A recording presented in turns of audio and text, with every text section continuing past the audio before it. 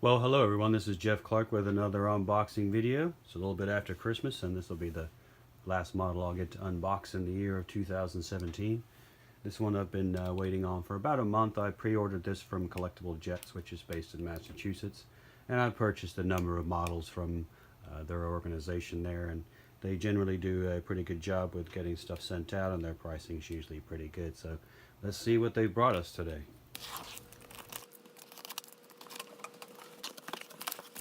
And also on the pre-order list,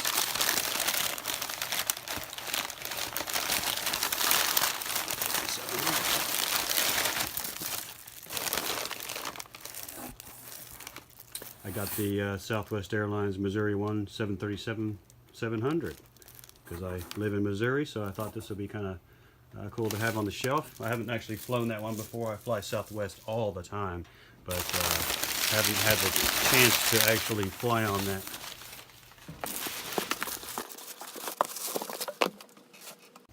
And this is a Gemini 200. It's a Boeing 777-300ER. This is American Airlines. This is the second release of this particular livery, and I was trying to get the first release, but they are just really hard to find. I found one on eBay for around $250. This is quite a bit cheaper than that, so it's a nice addition to have. Look at the different sides of the box. This is an officially licensed product of American Airlines and of Boeing.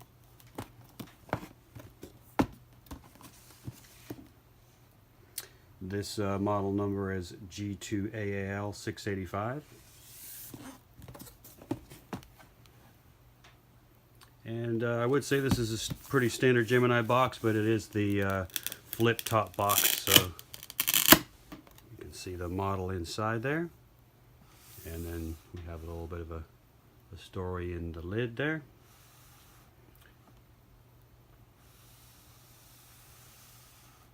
Pretty cool. See how we actually get this thing out. And I have the 777-300 in this livery from Aviation Retail Direct. And I think that Gemini does a little bit better job of this particular, of the 777-300. I think the Aviation Retail Direct version is a bit, I think the nose is a bit too pointy versus the real aircraft. And I like the way that Gemini and JC Wings have been executing the 300ER like this. I'm not sure if it's just tape. No, all right, good.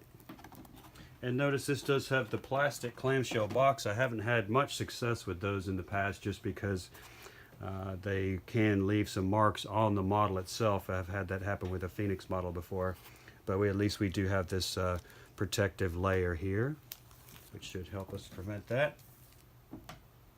And this is the first Gemini I've got with the new stand, so we'll have to see how that looks.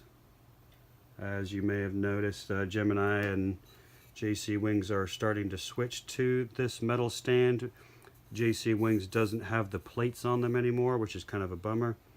This has got a little nick in the paint there, so that's something about the metal model that's a little less forgiving versus your other models.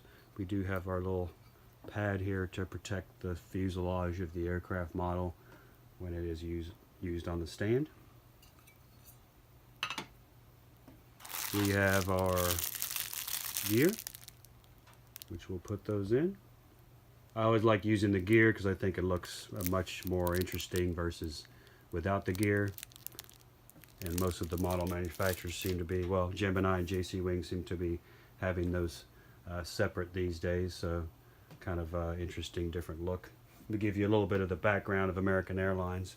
It was started in 1930 as a conglomeration of 80+ airlines.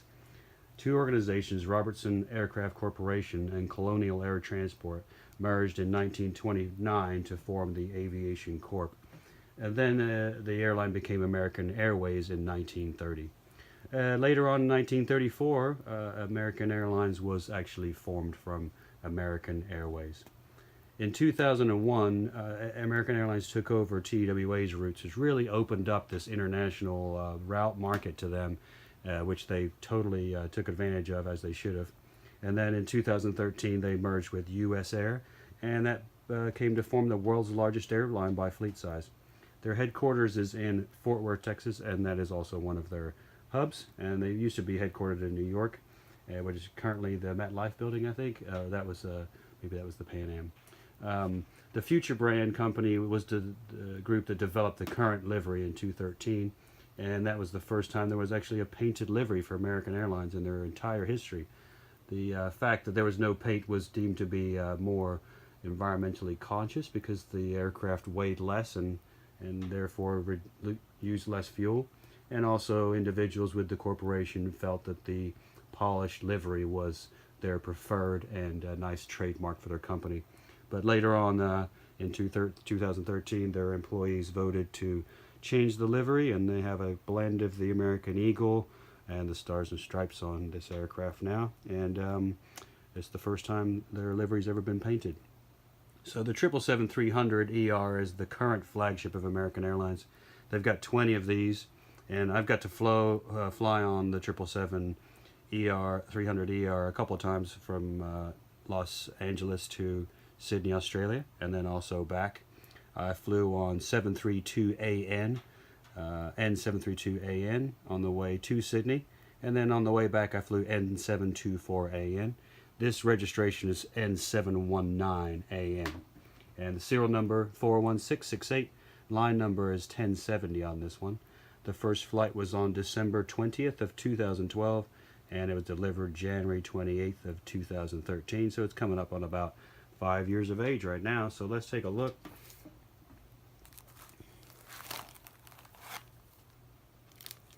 Take the plastic off here.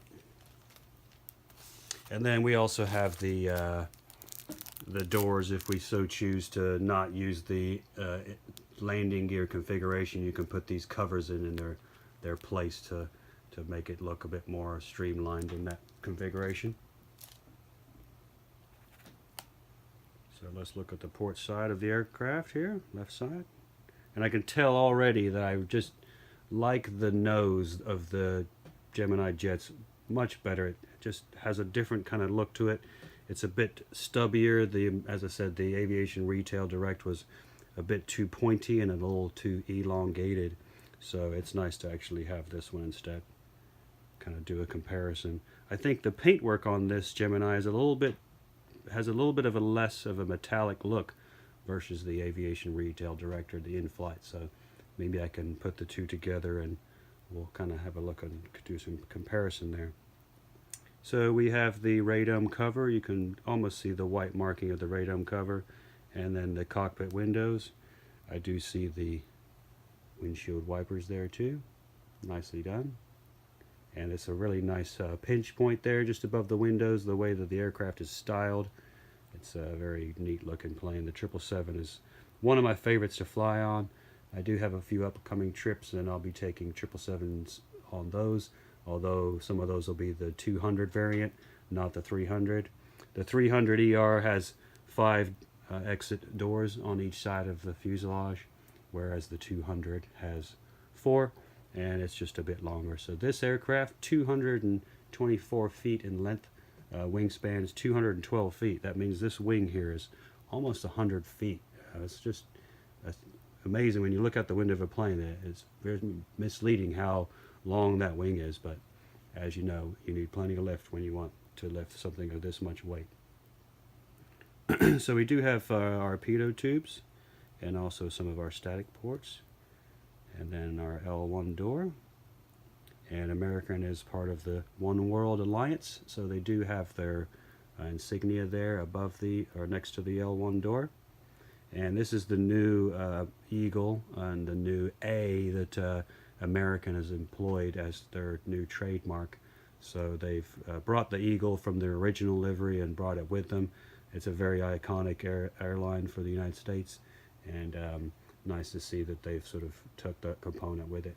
And this really nice big American on the side, it really stands out in the ramp of any airport. You can totally recognize that livery and that tail, so really impressive. So pressure release valve here on the underside. And then our numerous static ports and radius warnings in terms of making sure those don't get covered up.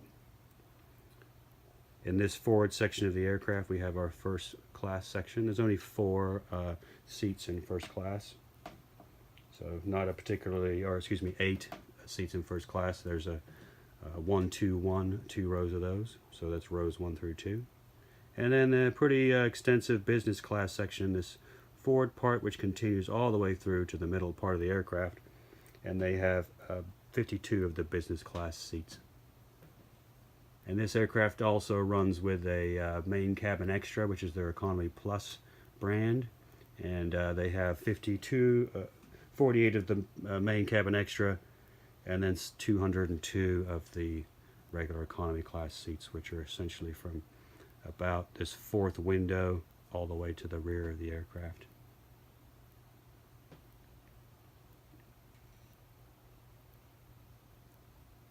So we continue down to the L2 door, and as I mentioned, we have the nice American there really standing out strongly. We have our middle exit door with the painted on wing walkway, which guides passengers if during the evacuation to move towards the rear of the aircraft instead of potentially into the intake of the engine.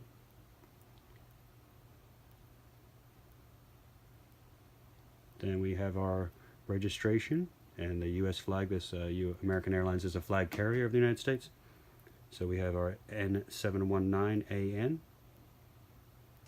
And there's below that it says 7LC.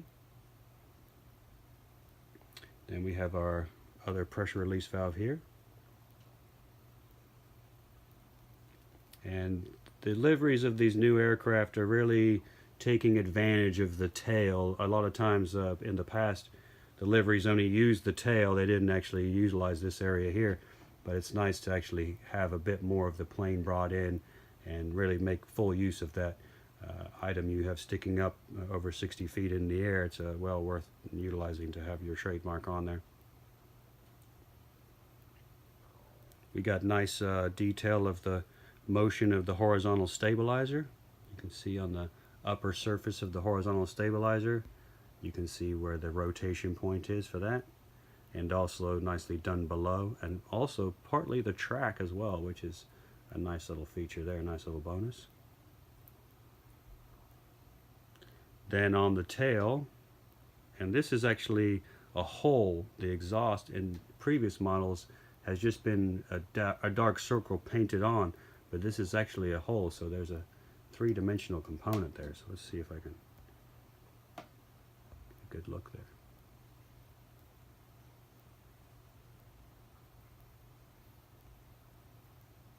There we go. And then there is also a position light, a strobe light on the tail as well, and also a full-time illuminated position light. And the 777-300 also has a skid plate, which is deployed during takeoff and landing to protect the fuselage from a tail strike if one were to occur. It's a little shoe that comes down and is deployed, and that is a real lifesaver in terms of preventing damage to the aircraft. So anyway, the APU exhaust, as I was talking about, that was that little hole we saw. The auxiliary power unit also has these access doors on the underside of the fuselage for maintenance and such.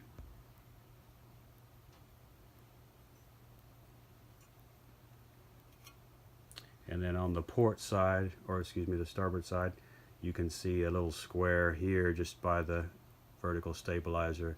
That's actually the exhaust, or the, excuse me, the intake for the auxiliary power unit. So when the auxiliary power unit is running, that door will actually open to allow air to enter.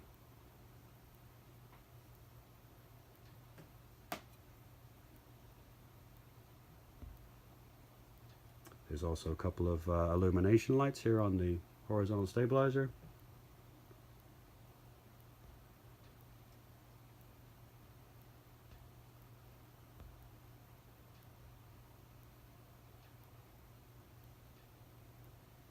empennage of the 777 of the American Airlines just looks really, really nice. Let's take a look at the top of the aircraft here. And we have numerous VHF antennas.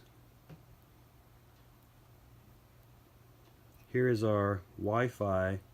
It is usually a 3D object, so it would be sticking up from the fuselage, but in this case it's smooth. And same with the auto direction finder antennas. These two here would usually be raised, but they're also smooth, so we don't have our 3D effect there. We have another VHF antenna here on top.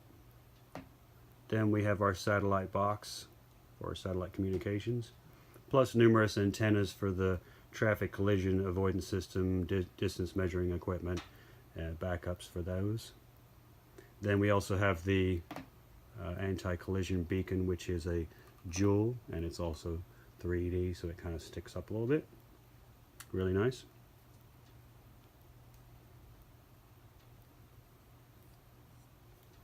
And then on the underside of the aircraft, we have, again, as I mentioned, the skid plate here.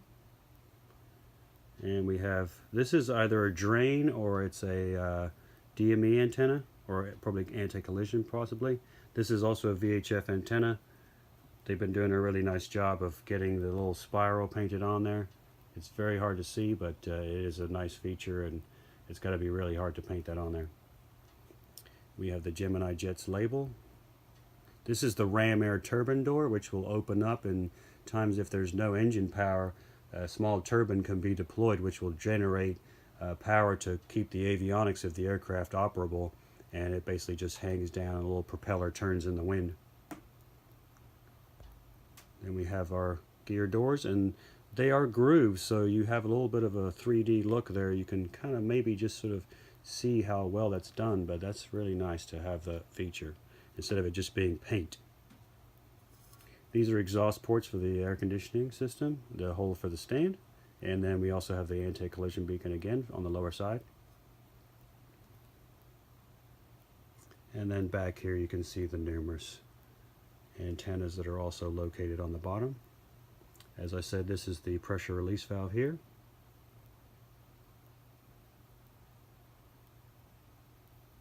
And then we have the landing gear doors. And then we have the same thing we saw on the partial registration, which was the 7LC, I believe.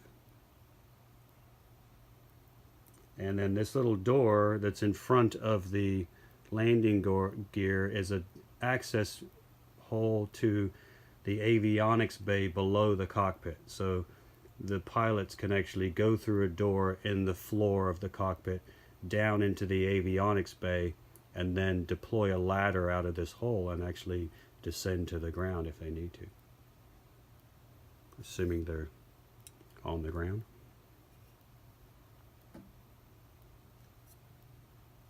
Okay, let's look at the starboard side here.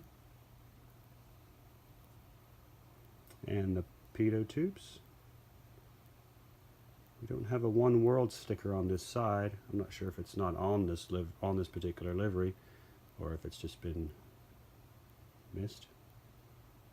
We have our operable controls for the LD3 loading door, which is really hard to see. It's not very visible, the door, or the actual where the door would open. It's quite blended into the livery there, into the paintwork. Nice view of the static ports there.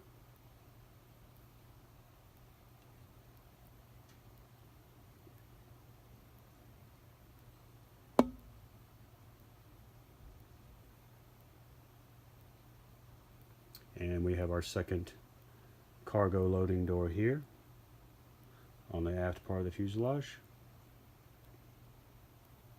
And then this door here in the center of the shot right here is the bulk bin door, which is where your bulky items go that go in tubs, your push chairs, your golf clubs, etc. Again, we have the registration N719AN and then the 7LC. And that's kind of a marker, so when we were looking at this spot here underneath the front of the fuselage. This tells the ground crew where to stop the aircraft so that the jetway is lined up just right for the door opening.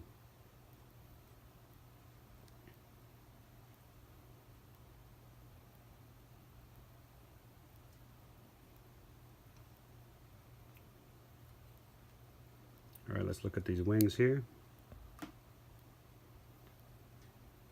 212-foot wingspan. This aircraft's maximum takeoff weight's around 740,000 pounds. It's a huge amount of weight, 370 tons. And this engine is the GE90 115B1 engine. This generates 115,000 pounds of thrust. It's a 115-inch diameter fan, which is just shy of 10 feet. That fan's bigger than the fuselage of some single-wide aircraft. When you're standing up next to it, it is just mind-boggling how big it is. And a person standing inside the cowling there, their head will be around the position of the center of the fan there. Just wow. And the nacelle is done really nice, the pylon. And we don't have any bluing of the exhaust nozzle of the engine, but we do see how the secondary stage and tertiary stages have their nice cowling on them. There's not really any markings of where the thrust reversers deploy on the engine, as in a line where the blocker doors would open up to allow the thrust reverser to work. But we do have nice markings on the engine. I like to see lots of details about the warnings for the ground crew to avoid the engines, and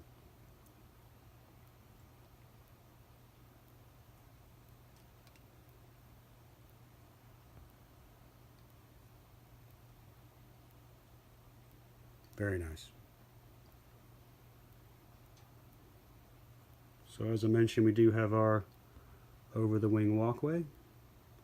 And nice detail and 3D effect on our inboard flaps here, our flaperon, which is this control surface here. This is really interesting to watch when you're on a 777 or a 747 or a 767 as well, for that matter, because it's the main control surface for causing the aircraft to roll left and right. So it is very active. It's really cool to watch. Then we have our spoilers, a set of 5 there, and then we have our outboard flap. The fuel dump valve, this little nozzle, and our ailerons. And this does have a raked wingtip. The 300 ER has a raked wingtip. The 200 does not. The 200 LR does. The LR is currently the 747 with, or 777 with the longest range.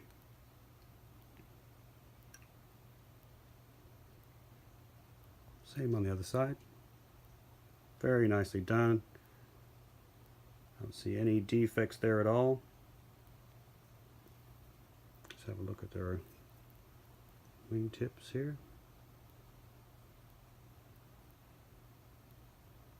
And you can see the green navigation light. Maybe the strobe light next to it. There's a position light which will be on the rearward facing direction of the wingtip, just as you can see there. And then on the left hand side of the aircraft we have the red navigation light there.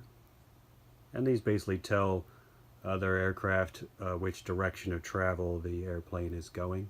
So if you see colored lights coming towards you, or colored lights, you know the airplane's coming towards you. If you see white lights, which would be on the rear portion, you would see white lights traveling, which would be away from you.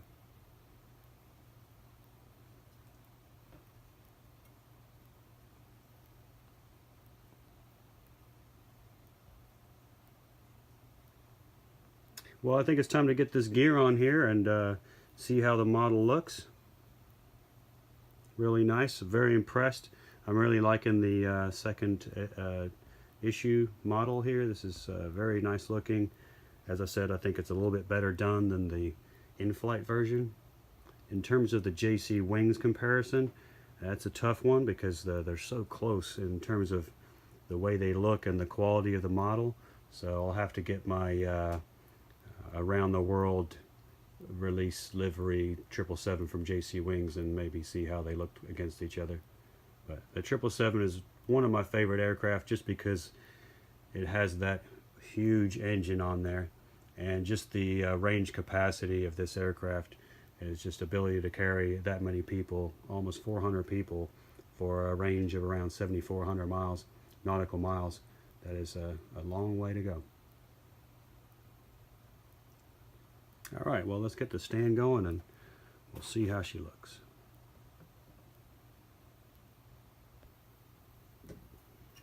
Okay, let's slip the stand in here. That's a nice fit.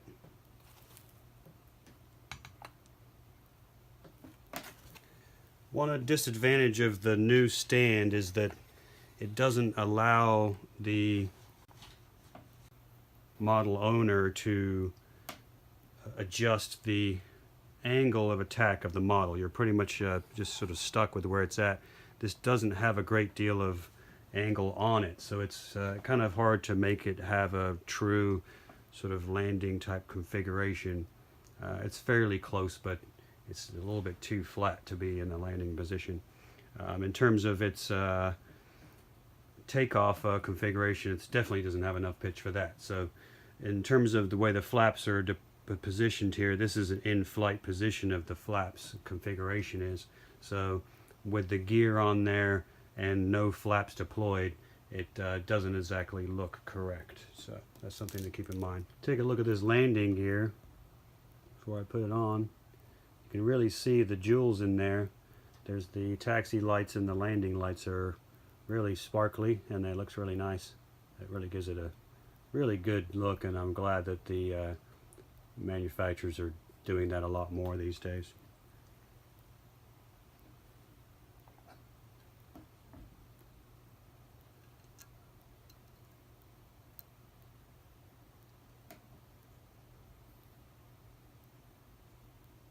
And it just fits in there with a little magnet.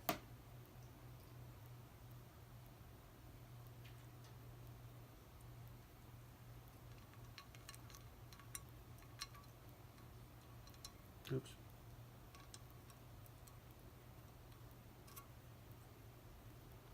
Let's see if I can get that hooked onto there. There we go.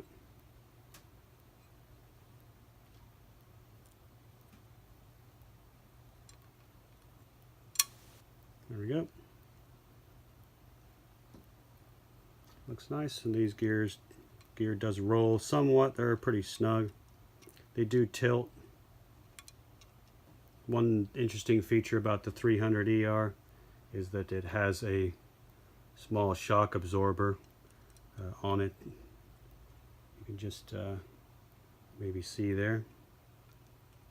And when the gear is operating, you can actually see the shock absorber moving as it does with the gear.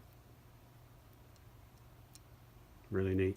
Not a very tilted position of the landing gear, and the 777 landing position should be quite a bit more tilted than it currently is. So this is more of a on the ground configuration, I would call it, with the flaps not being deployed and the gear being in its current application.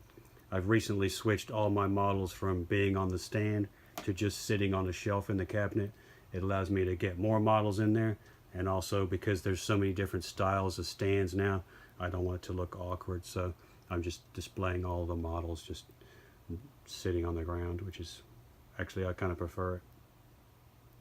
So the gear does fit in there nice. The manufacturers are getting much better about the gear. They seem to be a little sloppy in the early stages. Some of the lower cost models have somewhat basic landing configuration, lots of plastic parts instead of rubber and metal, which the more expensive models utilize, which I think there's definitely an advantage to that. Looks really nice. Let's see if these engines turn.